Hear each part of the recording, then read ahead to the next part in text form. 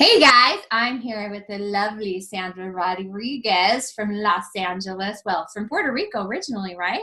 No, actually, my family is from Cuba, Okay. born and raised in New York, and I spent the last 25 years in Jamaica. How come you get to live in all the cool places? That's Mhm. awesome. Okay, Yeah, so of all of those, which one's your favorite? Do you have a favorite? yes, Jamaica. Okay. Okay. Jamaica is my favorite. Jamaica has my heart. And then I'm like Puerto Rico, and you're like, no, that's Because not. I did go and I did spend some time in Puerto Rico, so it's not like it didn't exist in my life. Okay. And we did talk. I think we actually spoke while I was there. We So, did. yeah, Yeah, yeah, we did. We sure yeah. did. And you were feeling like you needed to stay because something big was going to happen. You Yeah, had some, exactly, yeah, exactly. So that's cool. it's been, I really listen to my heart and to the energies, and my spirit guides, and I know that there are times that I'm supposed to stay where I'm supposed to stay, and so I've been moving around. I've been traveling a whole lot since I moved to LA, funnily enough.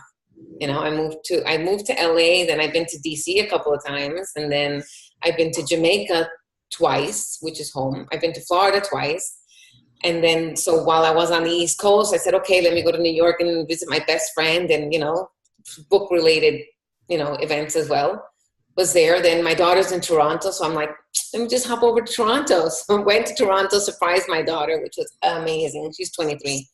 Lovely. And then came back here. And then I had a retreat in Turks and Caicos and went there, which was an amazing, amazing retreat. And then again, I was close enough to Jamaica, so my heart just pulled me, and I went and I spent some time there again. That's awesome. Okay, so if your heart randomly calls you to Machu Picchu, I want to go with you, okay? Okay. You're going to have to give me a couple weeks notice. I got this close. I got this close to Are you going serious? in April, and then I was like, no, Sandra, no, not yet, not yet. But okay, we're in. We're doing it. Yes. Okay. I'm in too. I don't know what it is, but I just feel called to, like, I've got to go Yeah, to Machu Picchu. yeah. I really want to make the pilgrimage. Like, I'm crazy. I'm in a wheelchair a couple days a month. Like, how am I going to scale Machu Picchu?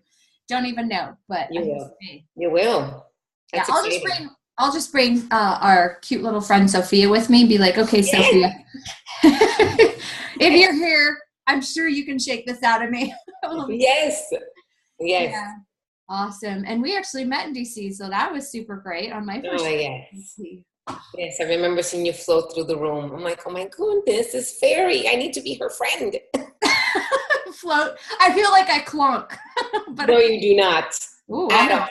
I'm gonna take it. I like that. It was just lovely to see you. It was like, yes, we're going to be friends. Okay, yes. And I'm glad because I saw you and you were like laughing and I'm like, I need to be friends with her. She's a really happy person. Yeah. Yeah. That's the whole premise of my book is, the positive. Yes. Let's talk about your book. So Cuts of a Diamond. Sorry, I'm a little squirmy. I traveled this weekend, Okay. still Okay. recovering. Yeah. So yeah, let's talk about Cuts of a Diamond. Yes. So yeah, that's my spiritual journey through love and heartache. It goes from various parts of my life. I start at my recent breakup, and then I go through different journeys through my life, even as a child, and through my modeling career and through my marriage and different parts of my life that really took a lot of strength and time to say, okay, let me dig and work on myself and good deal with God, which is my biggest, my BFF, and God and spirit and astrology and all of the work that I've done, and kind of just learn, grow, and look at the positive side of the circumstance that I'm in, and then sit with it, live it, and then move forward. Love it. I love it. So basically, that's what it's about. So how did you, let me rephrase that. What would you say as you were writing your book? What was your biggest mental, emotional, spiritual breakthrough? Did you have one? Well, I've written a book. Yes. We know there were like 50, right? Oh, So can I many. tell you, writing that book was so incredibly cathartic because yes, I know that I've been through these things. I know I lived these things, and I know I've made these moves and made these changes in my life, and I've confronted, things that I've been through in a very deep way. But writing it made it all so real. And then it also made me see myself as someone else, not just, my story, but I was able to have a little more compassion for myself and say, wow, okay, you've been through a whole lot. And then also having people tell me, thank you for writing the book. Thank you. That was after writing it, hearing people tell me, how it's changed their life or how it's made them make certain decisions or how, they're just grateful. Men write me emails telling me, wow, your book is amazing. And they're so grateful for that, the outlook, my philosophy in life. And so at first it was a lot. And, to put down and to be real and to be honest and to stay very focused on what the topic was. And I could have talked about a million things, but the whole topic was, this is what happened. This was my experience. It was how I lived through it. Although I spoke about, my ex-husband and my other partners and other relationships that I've been in, it was not about anybody else but me and my perspective in these moments. And it was really helpful, and it helped me kind of anchor my belief in just love and forgiveness. And then after I wrote the book, I became like a loss of words. I was like, I have nothing else to say, and people tell me a little bit about your book. I'm like, no, I don't want to talk about it. Read it. Because it's a lot. It's a lot. And it was very painful. But I'm grateful and I'm happy. It's an incredible experience. Awesome. And I love the cover. Like, it's so feminine and pretty. Oh, I totally should have seen if you had a copy by you so you could show it up. I have my. Oh, yeah. I just love it. Like, that's why I loved it. I'm like, oh, it's the right color, pink and everything. It so is. Pretty. I love it. I think it's really beautiful. Yes. And that, it represents also, the romance of it all. Even as a child and experiences that I went through as a child, all of it is just, it has a romance because it has a story. There are, things that happened that made me question, me as a person and in other people's lives and what I meant to people and decisions I've made about myself. And then how it kind of unfolded and I understood why certain things did happen, So, yes, I love the feminine look of it. Yeah. Yeah. And understanding why in your place in people's lives can be so powerful. That's awesome. Okay, so I know that you also work with women and help women heal from history. Like you said, your journey back to yourself. I know that you help women find their way back. Can you talk about that? Tell me about that. Yes. So what I do is I have two different styles where, I work as just a person who is there to listen and help you move through different experiences, because that's really what a coach does, is just be there, because the answers are all within us. The answer's in you. I'm not going to give you an answer that you don't already know, or that you can't feel yourself through. And then I have a program there where I have my client write their story. Tell me your story. Put it on paper. Let's read it. Let's see your book length. Like book length, write it, or just college essay, write it. College essay writing. Okay. Cool. And then that type, that style, and just write it, and then we rewrite it. And we really go into that, those shifts and those, different things that cause us pain in our lives and in their lives. And let's see how we can spin it around. Let's see what really, really happened. Not what happened to you or what was your perspective, but what happened, and help women and men kind of realize, wait a minute, there are positive and there are good points in our life, and shine the light on these victories that we really have,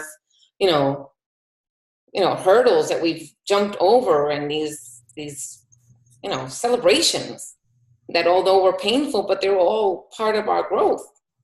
And so that's really kind of like almost like a hero's journey, kind of just, help you go through what really happened, and not just your perspective, because we get kind of stuck in the perspective and get kind of stuck in that thinking of, oh, woe was me, it was horrible, but it's not necessarily so. Right. Yeah, those ruts are real. Yes. So you help the men and women you work with, like, reframe it and right. Exactly. Let's get back to what really happened, and now what? I love it. Exactly. That now what, that moving forward in the present is so yes. Yes. What did we make it mean? What did we make it mean? And was it just, did we make it mean something, or what did it really mean? What did it really represent? So kind of just lift the veil and see things a little clearer from everybody's perspective, I love it. What did we make it mean? I love that. Yeah, because we assign meaning to everything. Stuff just happens. It doesn't everything, and it usually is, it was our fault, or what did we do, or it was something that,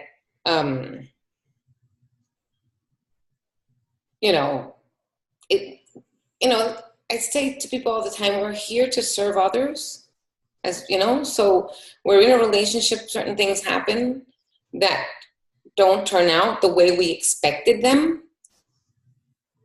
And then all of a sudden, we realize, oh, it wasn't about me. God put me in that person's place because they needed me. And so, we can't just think about how each relationship or how each circumstance is going to serve us. That's a really good perspective. It's that servant's heart, like we learned working with our book coach, that whole, like, what was my purpose here? Not, why are they picking on me all the time? Yes, exactly. Yeah, I love it. Exactly. Awesome. Okay, so tell me, you've got so much good stuff in your brain. I'm not even going to go with it. How about this? If you were to speak to, like, if you were to have one message you could put out, like a one-liner or maybe a two-liner, or the epic Sandra meme, what would that be? Ooh.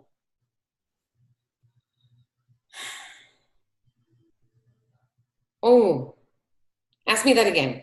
Okay. Let me hear it. I don't know what I just said. Okay.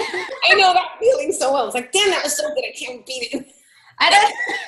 Okay, I know that the epic Sandra meme was in there somewhere, right? Yeah. Like, what would your one-liner be that you could put out into the world? My one-liner is just be grateful for each moment. Just be grateful because it came for us for a reason. It came to us, came for us for a reason. If we don't live in gratitude, that's number one for me. So true. Yeah. Me too. I put it towards the end of my book, but it was just because I was like, hey, because you need to humble yourself before you can be grateful. Yeah. But yeah, gratitude is so huge. So huge. So huge. You have to be grateful, have to be, and know that everything happens for a reason, and we hear that all the time, and some people kind of get tired of hearing it, everything. So, wow, what reason? What's the reason? Some people have, one after the other, different circumstances come to their lives, and it's hard, blow after blow after blow. But, if you don't pay attention, you don't get the opportunity to, harness it and make use of it. So it's about, paying attention to what is happening. Let's pay attention to what's happening. Be very, very, very aware. But I don't think you can get there without being grateful. I don't think you can get there without sitting and saying, well, okay, I have my health, and all of this none of this is real. Like, it's happening, and we have our house and we have bills, but none of it is, more than we can handle. We can figure it all out. We can do it all. We can do it all. Just come from a place of gratitude. Yeah. And that reminds me of something a coach I once had said, because I was like, I don't know if I can get through this. He's like, well, all evidence to the contrary, because you've gotten through everything in your life so far. And I was like, yeah, but not well. He's like, nobody said you had to do it well. And well is your opinion. Yeah. That's your opinion. And other people would not be able to go through what you've been through. Sorry. No, not at all. No, not necessarily. And as I look at other people's lives, it's like, thanks, I'll take mine. Because it's my pain. I'm familiar with it. I already got through it. Exactly. That stuff, I don't want to learn how to get through that. And they're not yours. They're not yours to live and explore and learn from and give. This is yours. This is yours. And these are things that we've called for ourselves. These are the lessons that we said, okay, here we are. This is what I need to learn. And we've asked for these lessons. This is not something that just kind of happens. This is all very purposeful and very real. Yeah, I believe that too. And I love what you said, like, notice it and harness it. Yeah. What an awesome image. Like, what an awesome image just to think, okay, harness what's happening. Find a way to use it for good, for myself, for other people, to drive me into more gratitude. So cool. Yes. No, I used to tell people all the time that I'd be like in the worst pain, or I'd be in the middle of sorrow or crying and they're like, are you okay? And I'm like, I am, because it almost becomes an excitement, because I know that once this part is over and everything passes, you have the flu, you think you can have the flu forever, but it's gone, 3 more days. How much longer can it last? You know what I mean? You have a headache. It's like, it's going to pass, just hang in there. And so that once you get over that, that hump of pain or trying to figure things out, on the other side of it is real growth, change in perspective, change of heart, change of what you're able to accept and what you're able to give. So I'm like, oh my God, it's really exciting, because I know the power of that healing. So it's funny listening to you as I'm in the middle of like an emotional pain. I'm like, shut up. It doesn't feel better. It's not going to feel better. But it's really like that. Yes. It can be so hard to see. We get so blinded. We go through the rabbit hole. I was just speaking with a client the other day, and she's like, I just don't know. I just start thinking, and I think, and I think, and I think. And I'm like, well, as soon as you start seeing that rabbit hole, walk away. Yeah. Walk away. That's your ego saying, come hang out, please. Don't you want to play with me? Let's go feel sorry for ourselves. Because that pain feels good. It's very validating and vindicating. It is. It is. And, if you can do it, if you want to hang out in the pain, then just knock yourself out. Do it. Just know that it's going to take you all the time that it's going to take to go to the bottom of that rabbit hole, then climb back out, then recover, and then get that plateau again to feel okay and have the opportunity to move away from it the next time. And then you can grow. But it's been so much more energy and effort and time and emotional pain. Into something that isn't even real. It's something that is in our mind. It's our perspective. It's a story we've got going. It could be about a friend that doesn't call you, and then all of a sudden you think, oh, she doesn't love me anymore. She doesn't appreciate me. She had an emergency, for crying out loud. Had nothing to do with you. What we make it mean. What we make it mean. Excuse me. Well, and they say, so in psychology, we talk about getting stuck in the trauma or getting stuck in ego, because as kids, we have to go through a phase where we get out of the ego and worrying about ourselves and get into, okay, but what does this mean? How can I grow? What purpose do I want this to have? And moving into that growth mindset. But dang, it's not fun at first. No, it's not. It's really not. It's not. And it's a process. And, the key to all of it, in my opinion, and it's not because I am a coach, but you have to be coached. Yeah. Being coached, I have a coach, and I'm not going to be without my coach, you know, and it's a coach I've had for years. And it's, you know, you need to be heard. You do. You need to be seen, and you need to express it. And unless you hear it coming out of your mouth, you could write it a million times, you know, and you could think about it all you want. But unless you hear yourself really, really, you know, and writing is it's also very helpful, but actually hear it and someone else hold you accountable to what you're saying and say, really, is this what you're really thinking? Yeah. And that is the way to really move through. If you really are where you're in a place, you can't go, you know, to physical therapy, you hurt your ankle and go once. No, you have to continue going until you know, straighten that part up and you fix it up and you can walk on it again. So it's a continuous, you know, journey of growth, constant, if that's what you want, you know. And again, I go back to the client that I saw the other day, and, you know, she's like, I just don't want to know about it. I don't want to think about it. I'm like, well, then you don't have to, but you don't expect to understand things, and don't expect for things to change for you. You know, if you're okay with that, that's okay. But you need to dig, and you need to figure out what happened. What happened? Yeah. And what meaning did I assign to it? And now can I find a way to be grateful and harness it? Love it. And I agree. It is so important. I've always got one or two coaches in my life. They're so important. And sometimes therapists are necessary and we need them. I got them too. Absolutely. And at the same time, like, coaching is such a growth mindset and a move forward mindset. And like, I'm here to hear you and witness you and validate you, because they can then take that, the client can take that, and it's like a stepping stool, or they can take it and use that material of validation and being heard to build stairs out of the hole. Absolutely. Love it.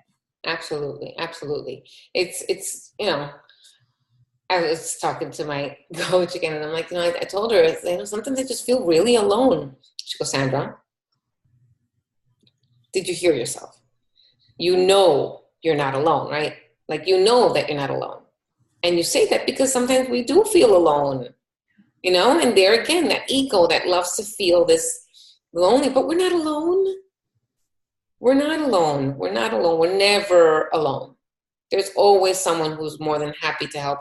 And then for me, we have God, and we have our faith, and we have, you know, the you know, the warmth of life. Love it. Yeah. Beautiful. Thank you. Yeah.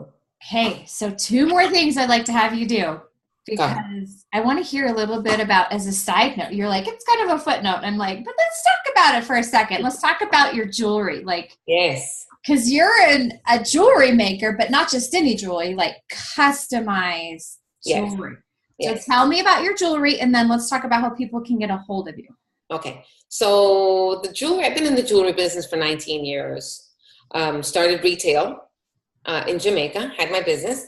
And, you know, it was a wonderful, wonderful, wonderful experience, because every piece was purchased with real mindfulness. Very few people just came and just shopped, you know, they really love, it's like art or men with cars or something that, you know, you really love. And I started noticing that people, you know, were attached to these pieces as, you know, marking a moment, or, you know, a celebration, or, you know, something that was very special.